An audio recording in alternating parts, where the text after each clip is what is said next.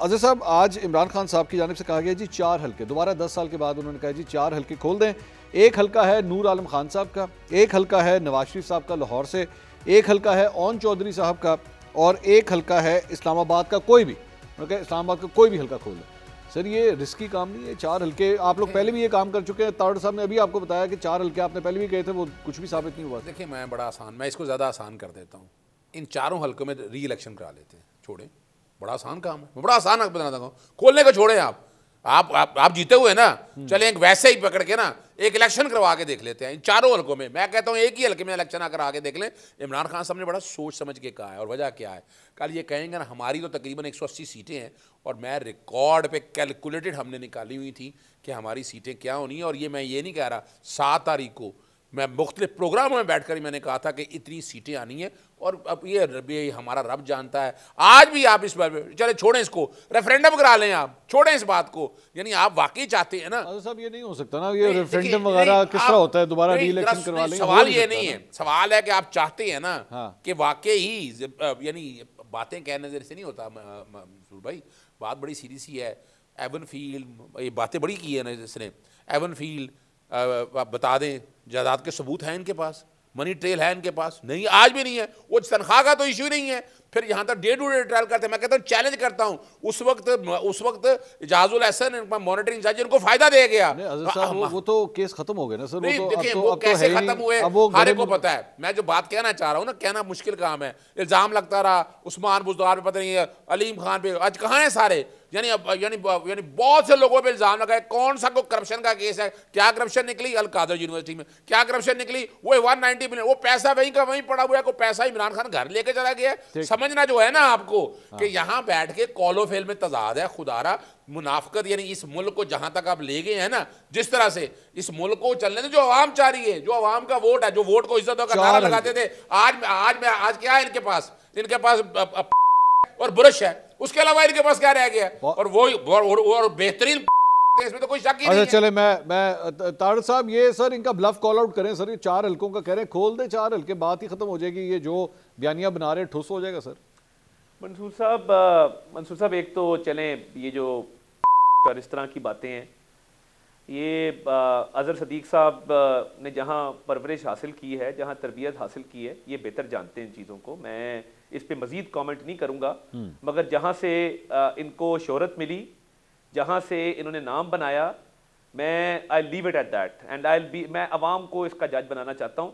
लाहौर में हर बंदे को पता है, ये बातें यहाँ पे बैठ के ना करें। आप मेहरबानी करें, अपने गिरबान में झांकें। गिरबान का झांकने आजकल कलमा पढ़ के कहो कि तुम कहाँ बैठते हो? उमर रसीदा क्या करना चाहते हो? कलमा पढ़ के कहो ना ये तुम्हारा कहाँ जाना होता है, कहाँ उठना बैठना होता है, कौम को पता चले ना। बेहतरीन मुलाजमत कहाँ की है ना। मैं आपकी बारी में बोला ना, मैं आपकी बारी में इल्जाम लगाने से पहले गिरबान में झांक अपने ले लें पहले।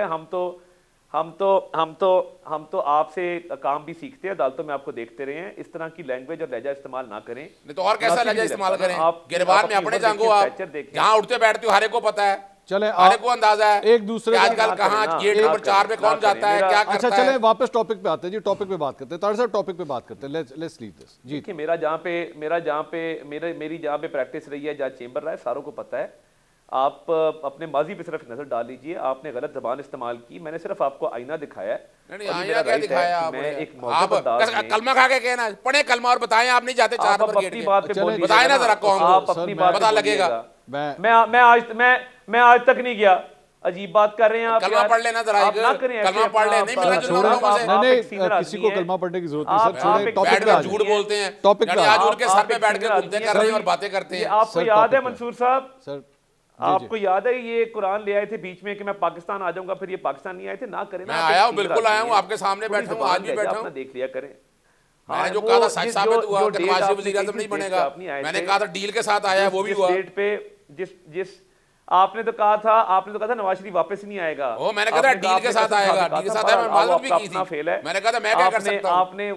चले वो मैंने कहा था वज़ीर आज़म नहीं बनेगा, नहीं वज़ीर आज़म बना, क्यों नहीं बना? बनाओ ना उसको वज़ीर आज़म। आप ऐसा कीजिए मंसूर साहब, आप ऐसा कीजिए, आप ऐसा कीजिए, मेरा टाइम इनको दे दें तो मैं किसी और दिन आ जाऊंगा आपके पास। नहीं सर, हम वापस टॉपिक पे आते हैं सर। टॉपिक पे ये सर, अब कोई एक दूसरे को इंटरप्ट नहीं करेगा। तार साहब बात कंप्लीट कीजिए, लेट्स कम बैक। आप अगर देखें ना, मैं तो इनको एक दफा भी इंटरप्ट नहीं किया बस। नहीं आप कोई नहीं करेगा जी। तो फिर मैं ये बोल नहीं सकेंगे। नहीं, आप दोनों काबिल एहतराम, आप दोनों काबिल एहतराम वकला हैं, दोनों काबिल एहतराम। आप प्लीज टॉपिक पे वापस आ जाइए। 4 हल्कों के बारे में बात हो रही, तार साहब उस पर कमेंट कीजिएगा।